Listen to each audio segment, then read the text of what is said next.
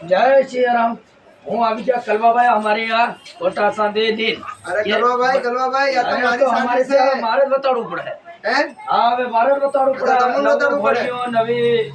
સુડીઓ નવા કંદોરા ખરેખર હવે મારું તો થઈ ગયું અરે તમારું થઈ ગયું હા એટલે બરોબર લોકો અમારે બતાડવા પડે ને તો સમજ પડે ઘણી બધી મોંઘી થાય છે ને સાંધે અમારે કોટા સાંધે બરોબર ફેમસ જાય છે એ ખુદ મારે બતાડવું પડે વાહ વાહ બતાવો તો કેવી છે ક્વોલિટી તમારી अरे क्वालिटी जोरदार बर्तन भोरियानी जोरदार चूड़ी जोरदार तो पट्टे भी जोरदार अस्से है અરે એ સાકલી બતાડો સાકલી और साकले 5 शेर ની